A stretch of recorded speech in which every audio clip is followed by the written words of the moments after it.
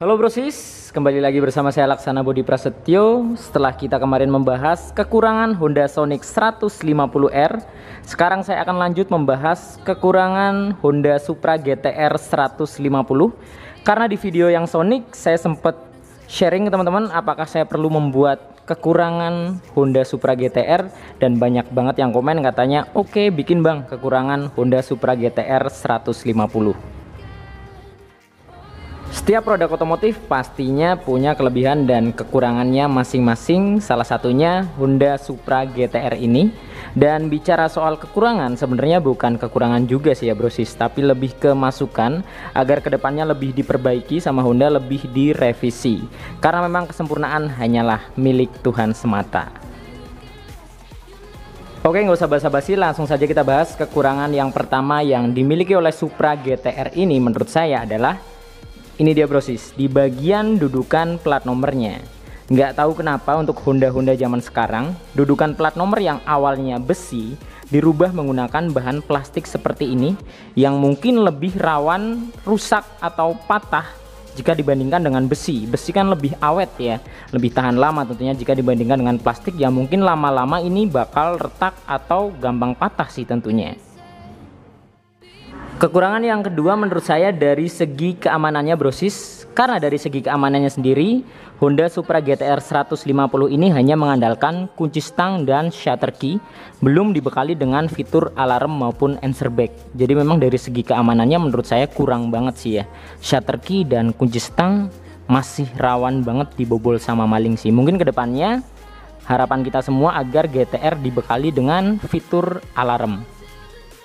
Kekurangan yang selanjutnya yang bisa jadi masukan juga buat Honda adalah bagian joknya brosis. Sebenarnya nggak hanya GTR, tapi memang hampir semua produk Honda bagian joknya itu keras-keras banget. Contohnya seperti ini. Terlebih untuk GTR sendiri kan joknya nggak terlalu lebar ya. Dengan jok yang nggak terlalu lebar tapi joknya ini keras, jika kita melakukan perjalanan jauh tentunya bakal cepet panas pantat kita, dikit-dikit panas, dikit-dikit panas. Karena memang ini keras banget jika dibandingkan dengan kompetitornya yang terkenal joknya itu empuk-empuk. Nah GTR ini keras banget sih memang bahannya.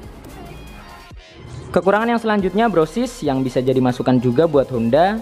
Honda Supra GTR ini nggak punya bagasi sama sekali brosis. Banyak banget yang komen di video saya seputar review GTR. Coba aja kalau GTR punya bagasi, pasti bakal laris banget. Nah GTR ini sama sekali nggak punya bagasi, walaupun kecil.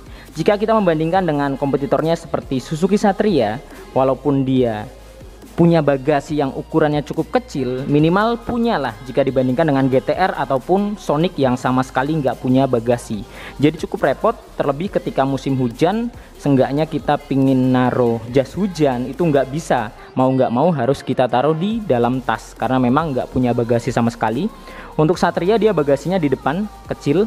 Nah untuk GTR ini memang depannya dia nggak ada bagasinya, terlebih di bagian joknya. Nah joknya juga sama sekali nggak ada bagasinya. Nah untuk Supra X125 dia punya bagasi di bagian depan. Mungkin kedepannya harapannya agar GTR ini seenggaknya punya bagasi, walaupun kecil mungkin di depan sini nggak masalah, seenggaknya punya ya jika dibandingkan dengan seperti ini. Kekurangan yang selanjutnya menurut saya adalah tangki bahan bakarnya yang nggak terlalu besar. Jadi untuk tangkinya sendiri dapat menampung 4,5 liter saja brosis. Jadi kalah sama Vario ya. Vario itu kurang lebih di 5,5 liter, sedangkan untuk GTR ini di 4,5 liter. Sedangkan Sonic lebih kecil lagi, hanya 4 liter. Jadi menurut saya dengan bentuk motor seperti ini 150 cc, tangkinya hanya 4,5 liter, pasti ketika kalian riding jauh bakal dikit-dikit ngisi, dan dikit-dikit ngisi. Jadi harapannya mudah-mudahan GTR versi selanjutnya tangkinya dibikin lebih besar lagi. Kekurangan yang selanjutnya yang bisa jadi masukan juga buat Honda untuk GTR ini brosis, tidak tersedia engine cut dan engine stop. Sebenarnya nggak hanya GTR, Sonic, CB, CBR nggak ada yang punya engine cut atau engine stop. Tapi CBR 250RR punya ya. Tapi untuk CBR 150, CB 150 dia nggak punya engine stop. Ditambah lagi motor ini juga belum dibekali dengan hazard.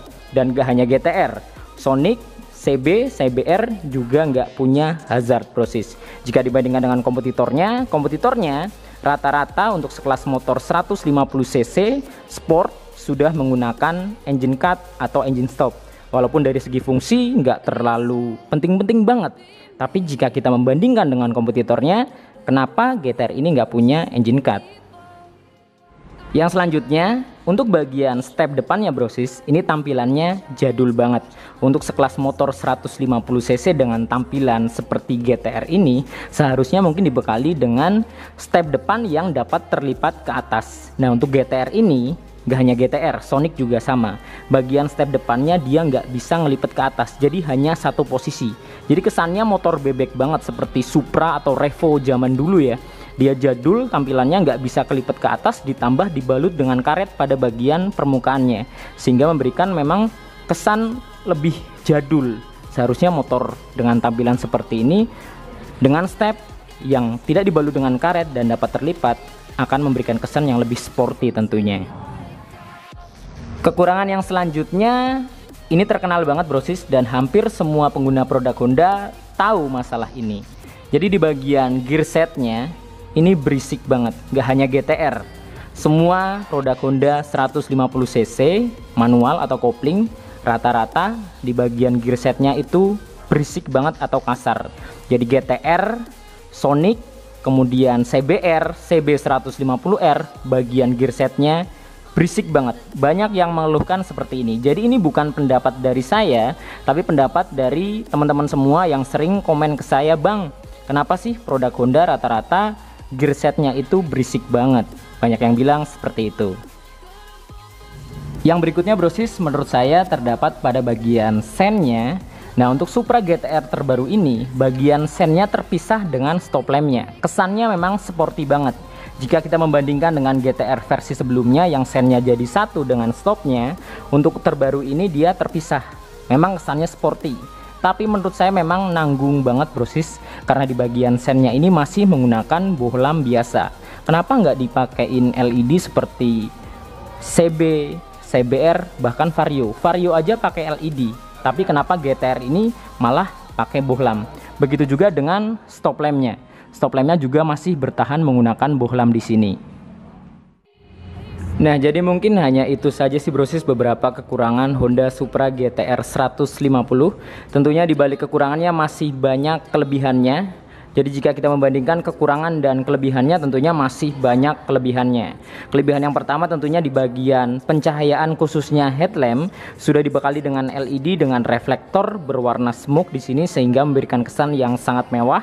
Kemudian tampilannya yang memang sangat sporty banget dan elegan menurut saya, tampak terlihat kekar dan padat. Bagian pengereman tentunya pengereman depan dan belakang sudah dibekali dengan disc brake. Tampilan palang-palang velg yang sangat sporty di sini dengan berbentuk V di sini untuk bagian palang-palang velgnya. Nah, untuk bannya sendiri juga sudah mengusung ban tubeless depan belakang. Mesinnya dibekali dengan mesin 150cc bertipe DOHC berpendingin cairan atau radiator. Nah, mempunyai 6 percepatan atau 6 perpindahan gear, dan kita masih bisa melihat di sini untuk fitur kickstarternya yang hampir sudah tidak dimiliki di motor-motor zaman sekarang. Kemudian kelebihan yang selanjutnya di bagian speedometer atau panel meternya sudah dibekali dengan full LED di sini dengan beberapa indikator yang sangat lengkap dan sangat mudah dibaca tentunya. Ini keren banget tampilannya, tampak terlihat sangat mewah dan elegan. Kemudian untuk tampilan knalpotnya juga sporty banget, bodi belakangnya juga sporty banget. Jadi jika kita membandingkan antara minus dan plusnya, tentunya lebih banyak plusnya brosis. Shock belakang sudah dibekali dengan monoshock, sehingga memberikan kesan yang memang sangat sporty di sini dan sangat luar biasa menurut saya. Dan kurang lebih seperti ini brosis untuk tampilan full body dari Supra GTR 150 terbaru 2021. Baiklah brosis, jadi itu tadi seputar kelebihan dan kekurangan Honda Supra GTR 150 terbaru 2021. Mudah-mudahan video ini bermanfaat dan dapat memberikan gambaran khususnya untuk brosis yang mau beli Honda Supra GTR di tahun 2021 ini, jadi makin tahu dan makin paham apa-apa aja plus dan minusnya. Dan Supra GTR ini saya review di Bekasi Motor Honda Wing Dealer. Jadi buat brosis yang tinggal di area Bekasi dan sekitarnya lagi bingung nyari Honda Supra GTR yang memang produknya ini jarang banget tersedia di dealer. Unitnya tersedia di Bekasi Motor Honda Wing Dealer yang beralamat di Jalan M. Hasibuan nomor 3 Margahayu, Bekasi Timur. Nantikan video-video saya yang berikutnya. Saya Laksana Bodi Prasetyo. Sampai jumpa.